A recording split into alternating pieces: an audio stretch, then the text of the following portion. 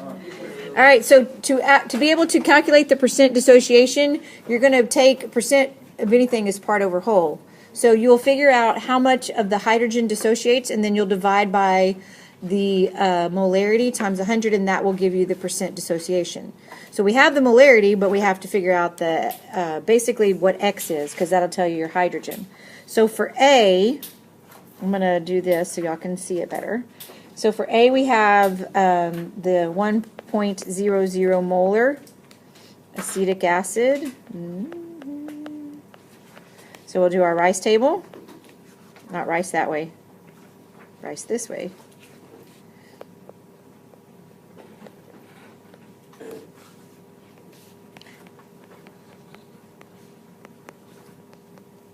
Okay. So this is 1 molar, right? This is 0, 0, but basically, and then at equilibrium, it's X, X, and then 1 minus X. 1 molar is really concentrated, so we're going to be able to neglect X. We like that when we can do that, right? So this is going to end up being X squared over 1 minus X, neglect. And then when we put in the 1.8 times 10 to the negative 5th equals X squared over 1, which X is going to be equal to 0.0042. So that is equal to our hydrogen concentration. And so our percent dissociation is going to be the 0.0042 over 1 molar times 100. So we would have 0.42% dissociation. So that kind of gives you an idea of how weak, when we say there's very little dissociation, there's only 0.42% of it actually dissociates.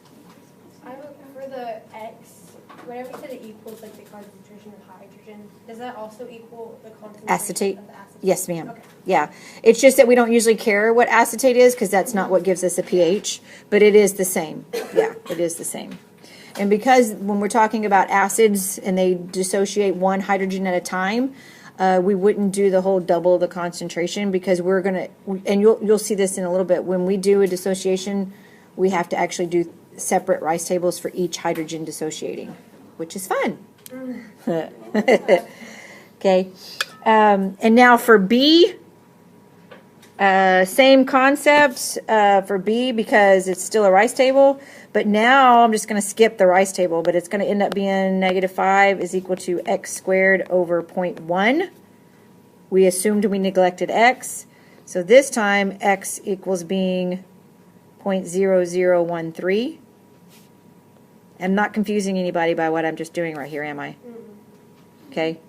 I'm just substituting the numbers we just wrote in to make our lives quicker.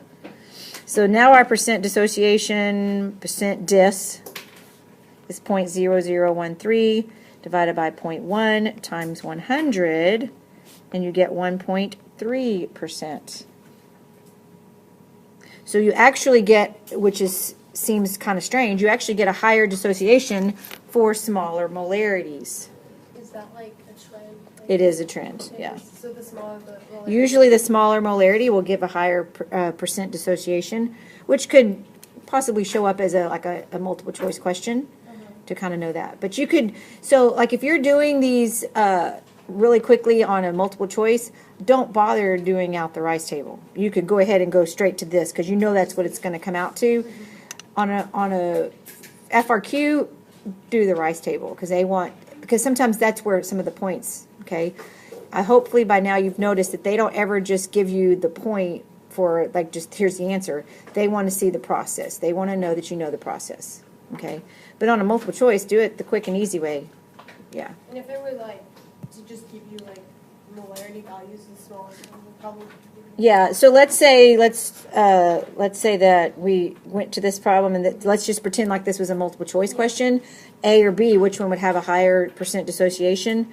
You choose B because it's a smaller molarity, and it's because you're dividing by a smaller number. Yeah, you're dividing by a smaller number, so it's going to make your percent dissociation be higher. Yeah.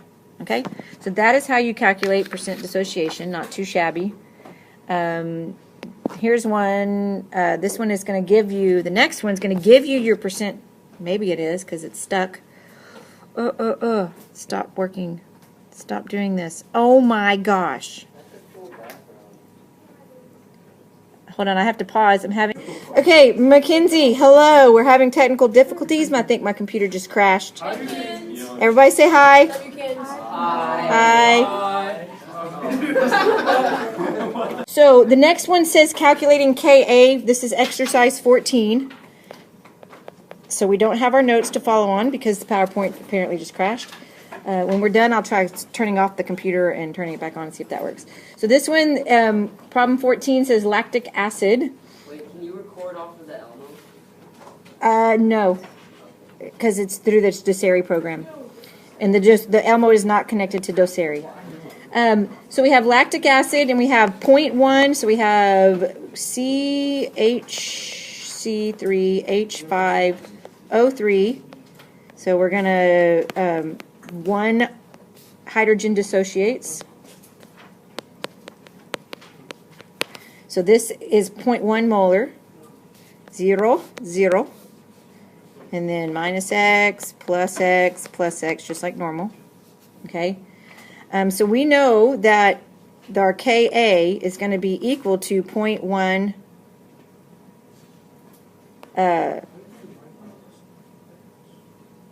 oh, what am I doing? Sorry, looking at the wrong thing. So when we plug everything in, we got our percent dissociation. So we have X is over 0.1 is equal to 0.037 because they gave us that it was 3.7% dissociated. Right? Is it X squared on top? No. This is the percent dissociation formula. Yeah, I was going backwards. So if we were to, it gives us this. So we want to find this, right? So X would be equal to 0.0037.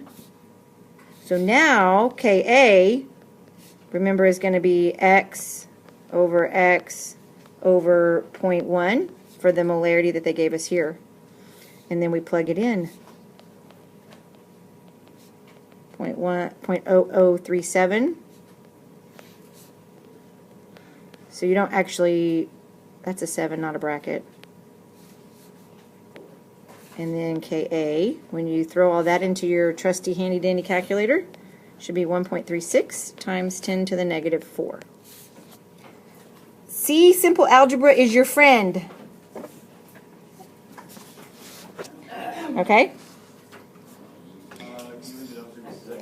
I can leave it up for just a second. 20 seconds? Okay, we'll pause then. So, actually, Mackenzie's probably still writing.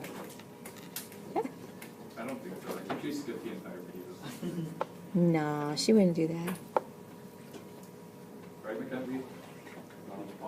Now, moving on to the next example, which is the pH of a weak base. So that one says calculate the pH for 15 molar. We are for sure going to be able to neglect X with 15 molar. So we have NH3, and we're going to NH4 plus, because when it dissociates in water, we're going to get that and hydroxide. So we have 15 molar. So 0, 0, minus X, plus X, plus X. So we have 15 minus X, X, and X. For ammonia, the Kb value is 1.8 times 10 to the negative 5. It's going to be equal to NH4 plus OH minus 15 minus X, neglect, remember we say it, and then so then we'll have 1.8 times 10 to the negative. I'm sorry, I apologize, I will slow down. I have a bad habit of that. I apologize.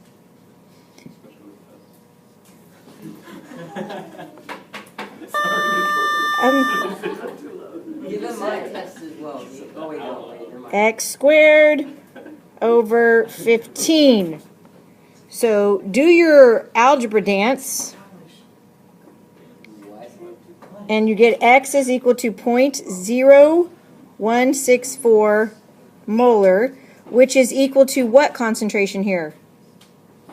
The OH. The OH, yes, that's equal to hydroxide concentration. So if we take the negative log of the OH, which is going to be POH, right? That's going to give us 1.8. So then to get pH, we do 14 minus 1.8, and we get a pH of 12.2. So the only difference on these than the weak acids is you got to remember that when you take that negative log, you're getting a POH. And I can't tell you actually how many kids forget that, because they're just going along and like, oh, I know how to do this, take the negative log, bam. But it's the POH when you get to this point. So you got to subtract. You've got to remember to subtract from 14. That's probably where a lot of mistakes happen. Okay? Do you ever have to know, like, is there like a certain value at which it gets like a strong acid or a strong base? Like, do we need to know that? You just need to know your strong acids and your strong bases. Okay. Yeah, So just we know don't your... base it off, like, Yeah, because if it's not one of the strongs, then you just assume it's weak. So you have your 6 strong acids, which are HCl, HNO3, HBr, HI, H2SO4, and HClO4. So if it's not one of those 6, it's weak. And then if it's not a group 1 or 2 hydroxide, with the exception of beryllium and magnesium, then it's strong if it's one of those. If not, it's weak.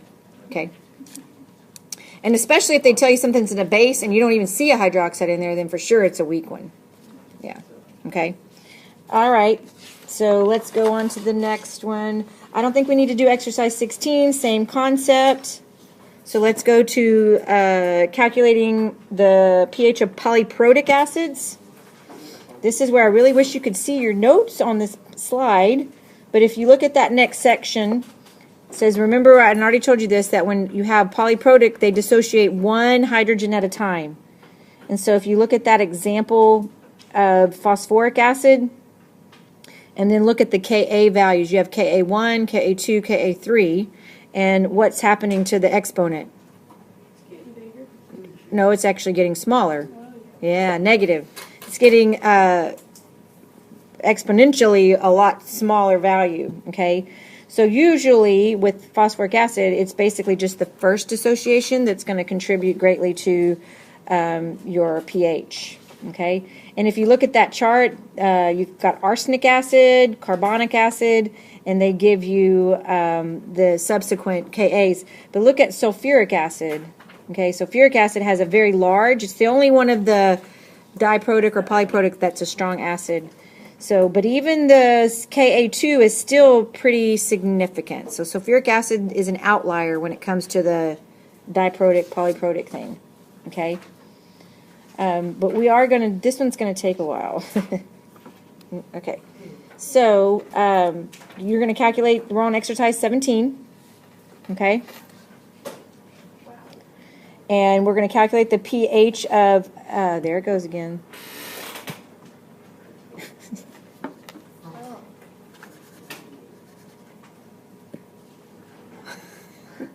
Gremlins.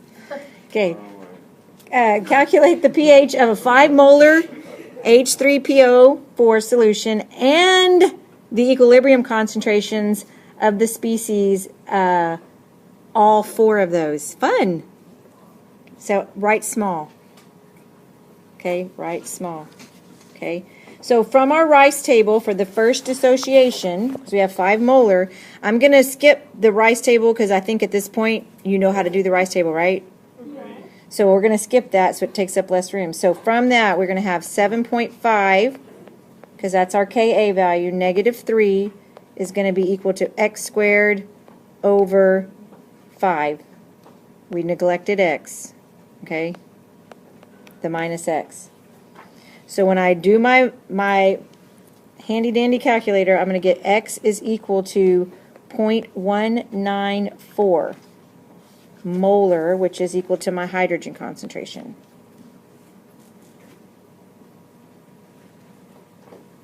So to, yes?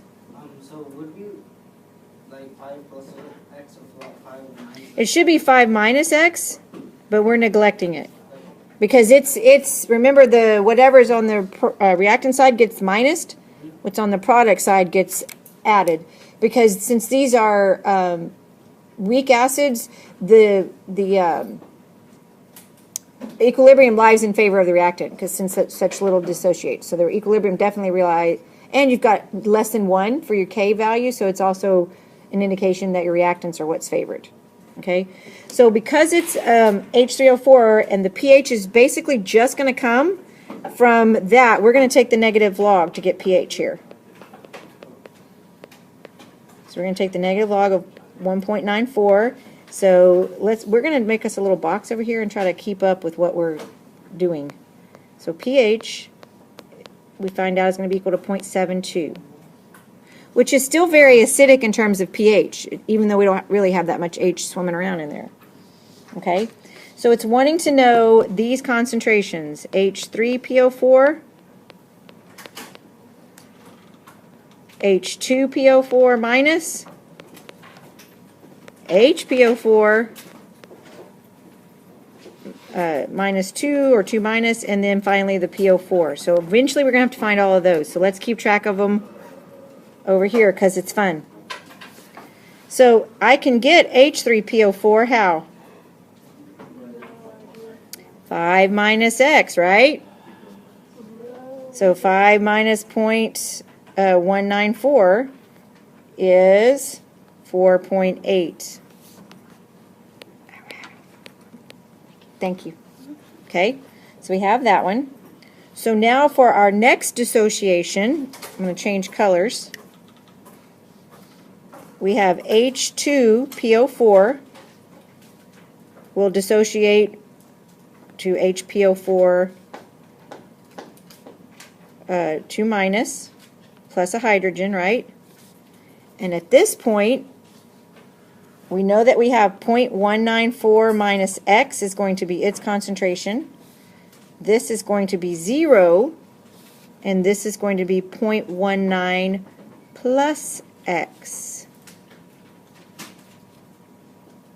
Did that stump anybody?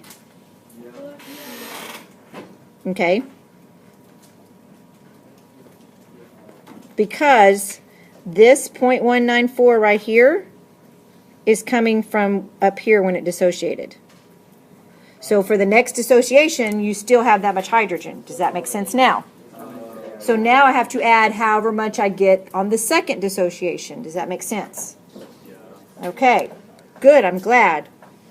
So now what are we going to do? Set that equal to Ka. Do you think we're going to be able to neglect X here? No. Yeah, maybe. Why not? Yeah, it's big. It's big, yeah, it's pretty big molarity. So we're going to say, I should get out of the highlighter here. So we're going to neglect X again because we've got a fairly high concentration. So then the K, and that's from that table. I'm not just making up this number. That table I just showed you, the Ka1 was this one right here. Okay. This is going to be Ka2 from the table, which is 6.2. It's because I'm not putting it up. Yeah. Okay. So 6.2 to the negative, what is it, 8? Is equal to 0.19, which is H. The HPO4. Is it plus X? Oh, we're neglecting. Yeah, we're neglecting. Divided by the 0.19. So we do our little algebra dance. And that will give us that the HPO4 concentration is 6.2 times 10 to the negative 8. So we forgot to put 0.19 up here. And now we have 6.2 times 10 to the negative 8 molar. That equals Ka, right? No, Ka is right here. This equals... Yeah, but it's the same value. Oh, it does. Yeah, Is yeah. that always going to happen? Let's see. Not if you didn't do white text, right? Yeah. I think it's just a coinkydink here. Okay. So let's go to a third color. What color should I do? How about red? Okay. So now we can do Ka3 ultimately is going to be H plus.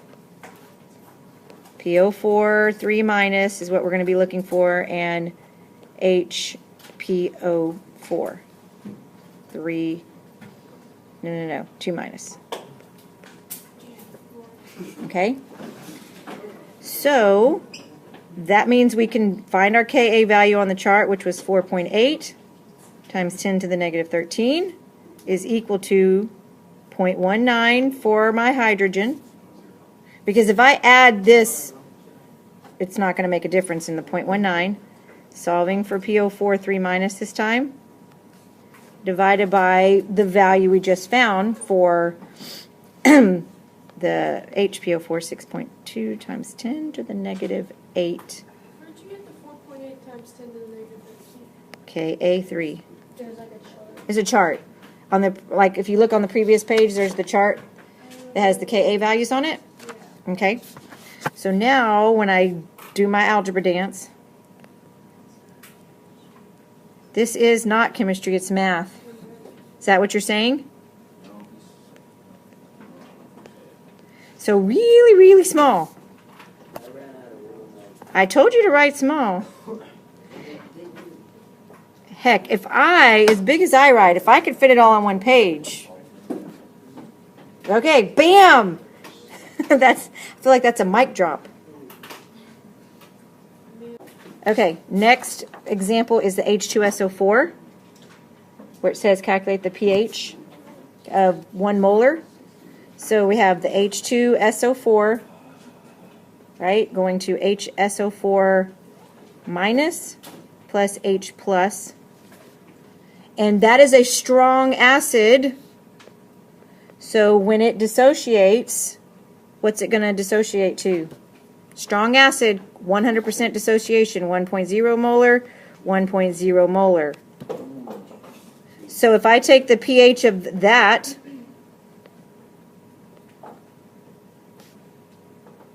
I mean 1.0, I get a pH of 0, but I'm not done. Okay?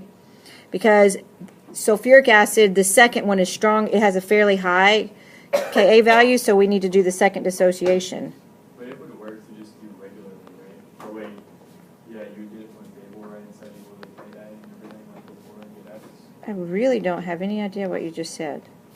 yeah, that's kind of weird. Are you saying like if you did a just, yeah, if you didn't know, like. Well, I mean, I did a rice table, the change is 100% dissociation. Or like what if you didn't know that? And like you did X's and solved it out? It would give you a wrong number. It would. Yeah. Yeah. So on this case, this is what you need to do here. Now you're going to do minus x plus x plus x. And then you take your Ka, which is 1.2 times 10 to the negative 2. Throw in our 1. Throw in our x. Throw in our 1. Again, neglecting x because 1 is high. So you get x is equal to 1.2 times 10 to the negative 2. So now in order to get your total hydrogen concentration after both dissociations, you're going to take the 1 from up here, 1 plus 0.012. So now your hydrogen concentration is 1.012. Now take the negative log of that. I don't have a calculator handy, so someone do that for me.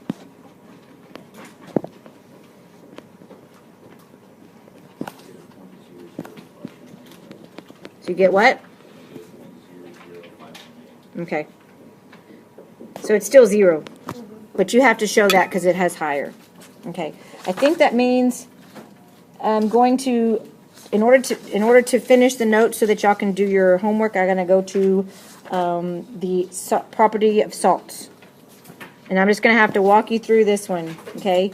Because I don't know what's going on with my PowerPoint. So if you look at the acid-base properties of salts, remember when acids and bases react together, you get an ionic salt and water, okay?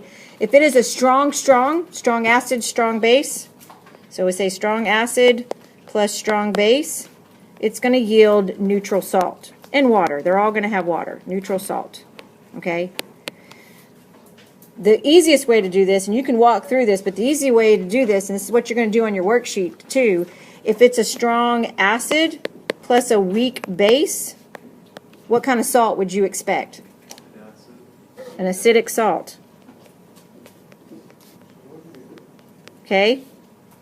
What if it's a weak acid plus a strong base? Basic. It's so basic. Basic salt. Okay? Go ahead. Yeah. Go ahead. It's just because I'm not using this, and so it's saying... It's because it's, yeah. Uh-huh. So, like, it asks for the pH, so, like, do we even have to calculate the second one? Because the second one doesn't really hold any weight, does it? You kind of, well, if you were to look at the next, because remember when we're talking about dissociation, when it's lower, you get more dissociation. So the next example in 19, it does make a difference. Okay, so if you go back and work example 19, it will actually change your pH a little bit. Because you have more of a dissociation, and right now in 19, because it's 0.01 molar, you can't neglect X on example 19. So I want y'all to try example 19 on your own. But didn't that last one, like, dissociate as much as possible? And didn't make a difference? Yes. So what I'm telling you is at higher concentrations, it doesn't matter, but at lower ones, the second hydrogen does matter. Yeah. Okay. Now, what about if you have weak and weak? Oh, it's neutral, yeah. Yeah. No, it's not.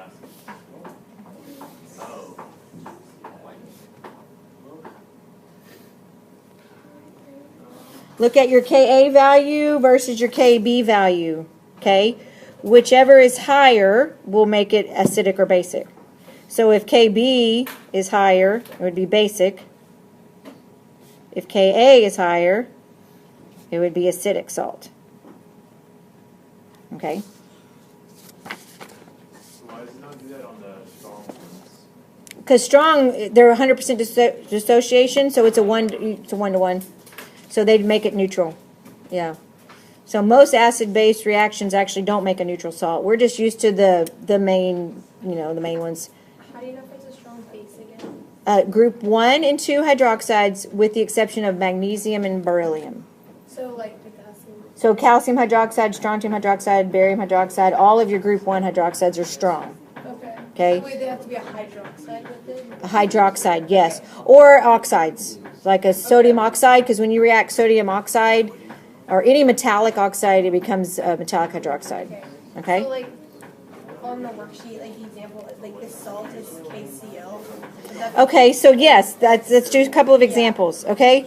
So what you have to look at, it's like if I told you the salt is KCl. You have to decide where did it come from. Yeah. So this came from KOH. That came from HCl. Okay. Those are both strong, so this one would be neutral. Did I spell neutral wrong? No, I think so. Okay. What about this one? What if I have sodium acetate?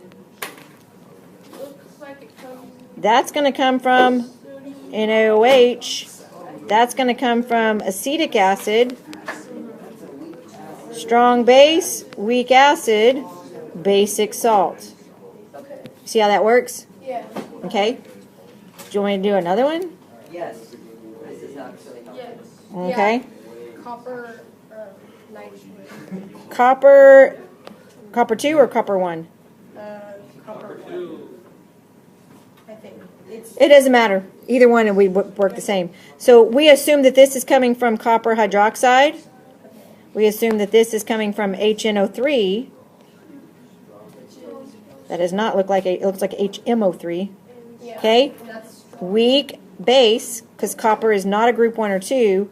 Strong acid, so it'd be an acidic salt. Does that help? Okay. All right. Then the end. Everybody say bye to Mackenzie.